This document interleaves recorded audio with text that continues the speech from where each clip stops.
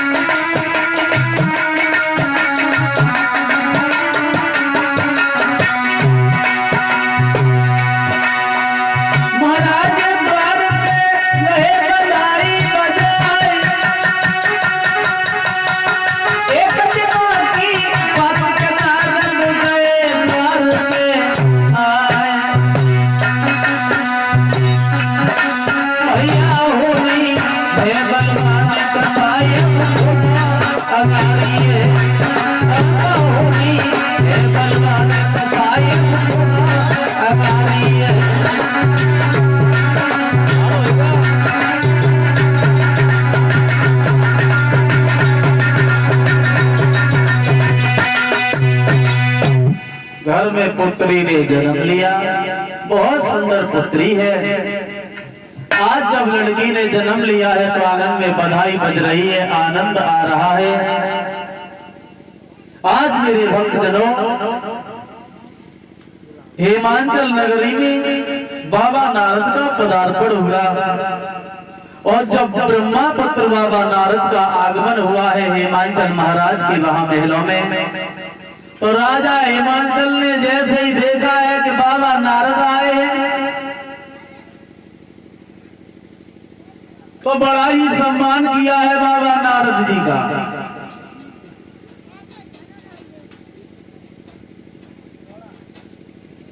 बहुत सम्मान किया। आइए महाराज नारद, बड़ा ही शुभ अवसर पर तुम्हारा आगमन हुआ है, बड़ी ही शुभ घड़ी है। इस अच्छे से समय पर तुम्हारा मेरे आंगन में पदार्पण हुआ है, क्योंकि आज मेरे घर में बहुत सुंदर पुत्री ने जन्म लिया है। आप मेरी पुत्री का नामकरण संस्कार करो। क्या नाम होगा मेरी पुत्री का? आगे चल के क्या करेगी मेरी बेटी? और जो ये शब्द सुने तो बाबा नारद ने आज उस पुत्री का हाथ अपने हाथ में पकड़ लिया, जवाब दिया, सुनिए महाराज हिमांचल, तुम्हारे घर में जो ये कन्या ने जन्म लिया है, ये कोई साधारण कन्या नहीं है। लक्ष्मी का अवतार है, देवी का अवतार है, जो तुम्हारे घर में प्रकट हुई है, भवानी है। इसका नाम उमा है, उमा। और जब ये आगे चल के सयानी होगी, जवान होगी, तब ये पार्वती नाम से जानी जाएगी, पार्वती नाम से विख्यात होगी ये पुत्री। और जब ये सुना है तो बड़ा प्रसन्न भय महाराज हिमांचल। जवाब दिया, मेरे घर में देवी का अवतार हुआ है, घर में कन्या ने जन्म लिया है। बहुत खुश भई। तब तक इनकी माँ मैना आ गई पास में, नारद के हाथ पकड़ लिया, जवाब दिया, बाबा जी हमारा एक काम करो, तुमने ये सब बता दिया है, लेकिन एक बात छोटी सी और बताओ हमें। पूछा, जवाब दिया, सुनिए महाराज, हमारी पुत्री का नाम तो मैना है, सयानी होगी, आगे चल के ये पार्वती नाम से जानी जाएगी। एक बात और है, कौन सी? तो देखो पार्वती मैना ने क्या पूछा है बाबा नारद से, बाबा जी हमारी बेटी जब सयानी होगी तो इनकी शादी किसके साथ में होगी। हमारी माताओं को अपनी बेटियों की शादी की बड़ी चिंता होती है, बहुत चिंता होती है। बीच में ही सवाल कर दिया नारद, हमारी पुत्री जब सयानी होगी, शादी के लायक होगी, तो हमारे घर में दामाद जो आएगा वो कौन आएगा, मेरी बेटी का पति कौन होगा। और जो ये शब्द सुने शैलेंद्र, तो आज नारद समझाते हुए बोले, सुनो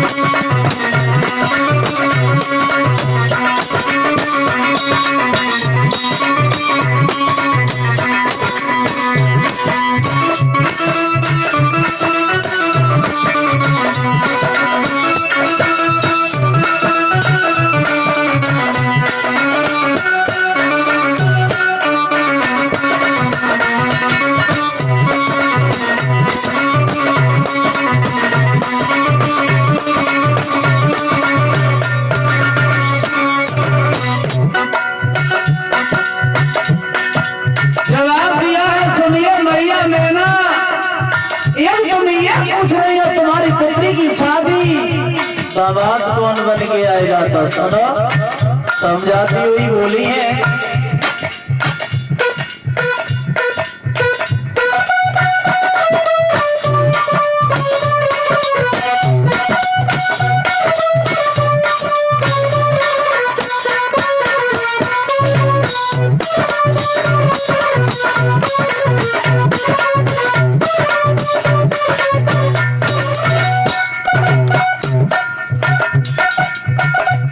समझाते हुए बोले हैं आज तो बाबा नारद, सुनो मैया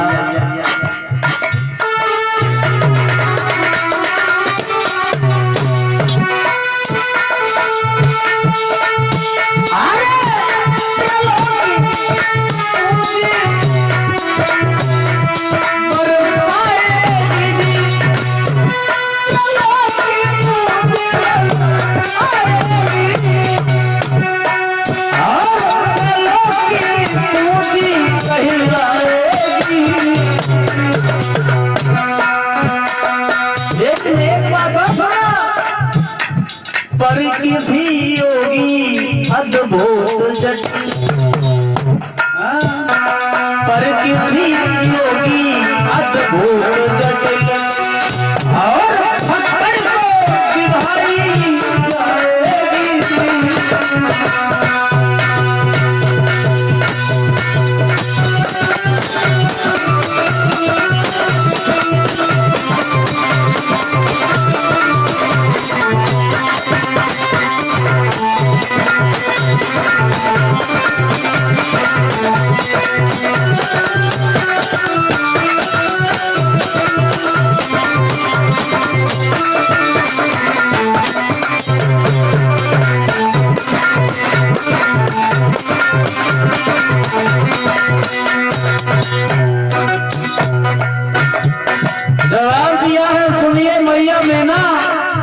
तुम्हारी पुत्री की शादी जो होगी भूतों को रखने वाला होगा,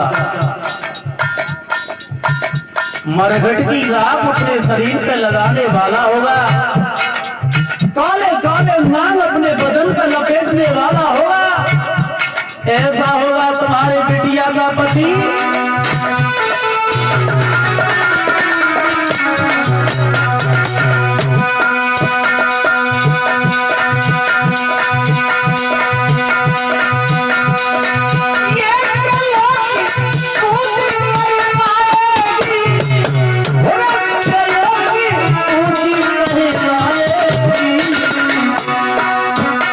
पर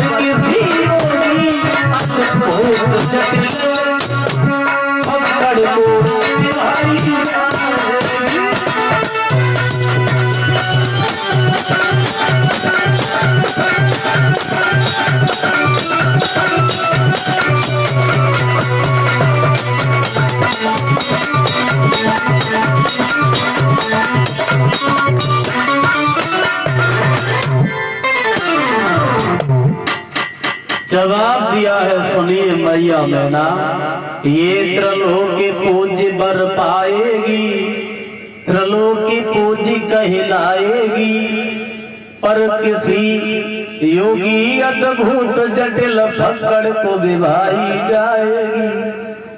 जवाब दिया है इसका पति जो होगा, तुम्हारा दामाद जो होगा, मरघट की राख पूरे शरीर पर लपेटने वाला होगा, और काले काले नाम पूरे शरीर पर लपेटने वाला होगा, भूतों का झुंड अपने साथ में रखने वाला होगा तुम्हारा दामाद।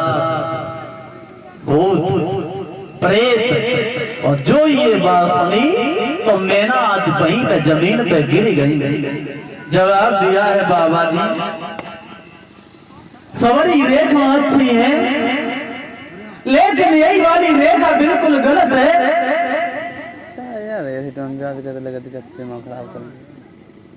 यही वाली रेखा बिल्कुल खराब है, यही वाली रेखा को मेट दो और नारद से बोलिए आज वो मैया मैना।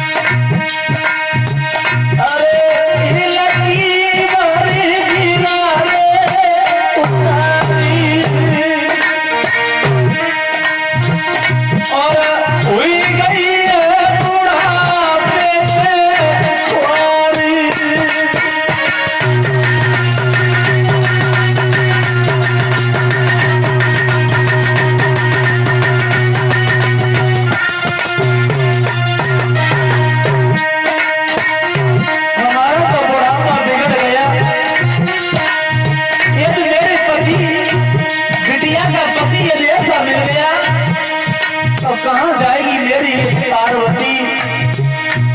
नाम तो इतना सुंदर रख लिया, लेकिन पति तुम ऐसा बता रहे हो, क्या करें? अरे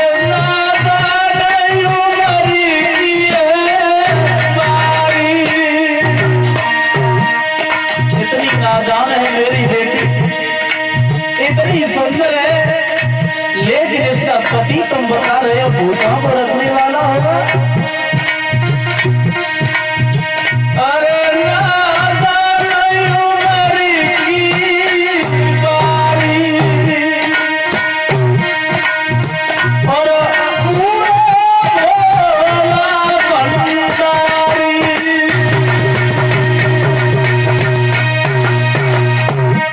कैसे रहेंगे? कहाँ भोलेनाथ, कहाँ मेरी पुत्री पार्वती?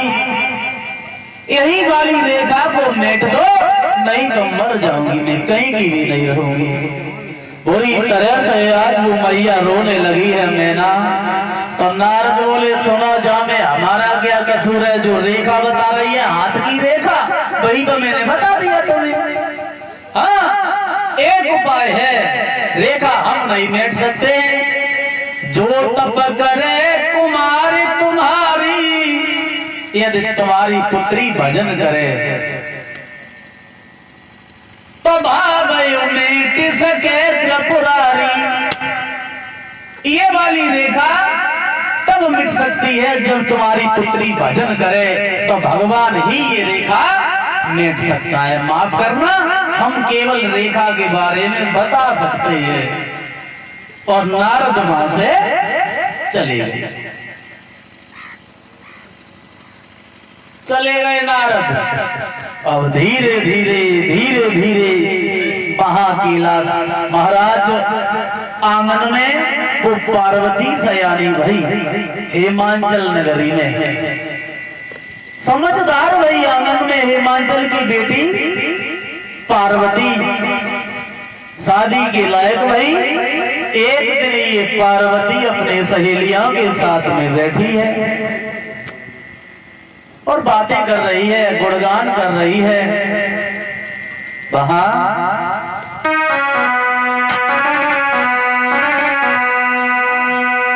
की सोचने लगी गिरजा मन में और जीवन व्यर्थ हो रहे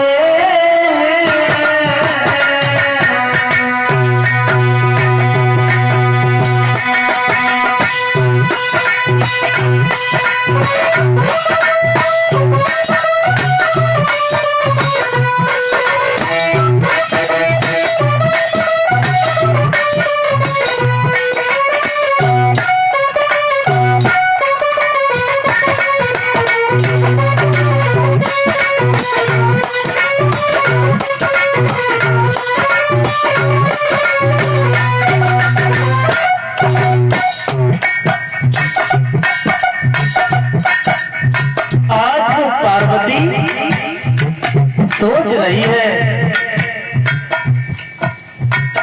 भोलेनाथ का गुणगान कर रही है।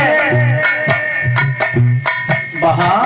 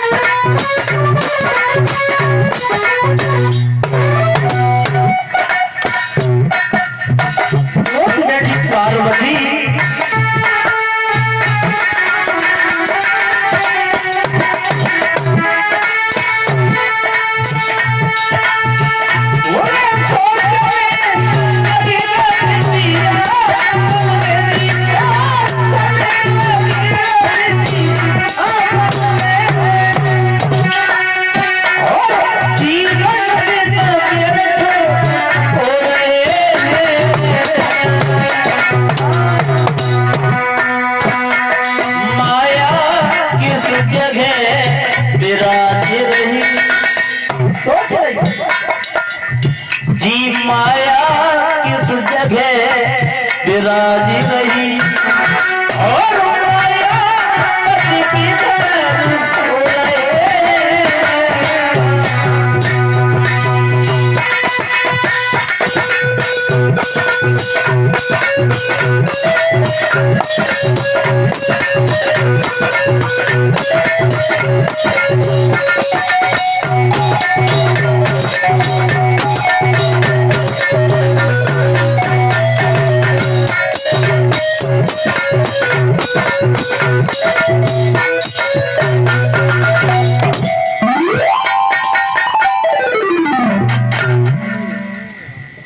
तो सोच रही है पार्वती,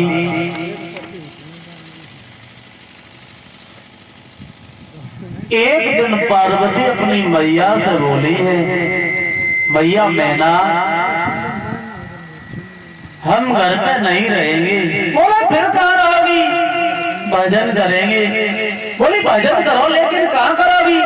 जवाब दिया, हे माँ अब हम भजन करेंगे और भजन करेंगे तो भजन हम जंगल में करेंगे। समझा रही है मैया मैना, पागल मत बनो बेटी, यदि तुम्हें भजन करना है तो भजन के लिए कोई मना नहीं कर रहा है। यदि तुम्हें भजन करना है तो घर पर ही बैठ के भजन करो, जंगल में मत जाओ, क्योंकि तुम्हें नहीं मालूम है जंगल में शेर भेड़िया रहते हैं, कोई सांप खा जाएगा मर जाओगी, इसलिए तुम घर पे ही भजन करो बेटे। एक भी बात नहीं मानी है आज पार्वती ने, और जंगल में चली है भजन करने के लिए। भजन अब बहुत समझाया पार्वती ने, अब एक भी बात नहीं मानी। बोली जब बात नहीं मान रही है बेटी, अपनी हट पकड़े तो जाओ, लेकिन बड़ा हिसाब से जाना बेटी। बड़े बड़े जानवर रहते हैं, कोई शेर खा जाएगा, कोई भेड़िया खा जाएगा, कोई सांप खा जाएगा, मर जाओगी पता भी नहीं चलेगा घर तक। आज मेरे प्यारे भक्तजनों एक भी बात नहीं मानी है, तो आज मैया पार्वती बियाबान जंगल में पहुंच गई।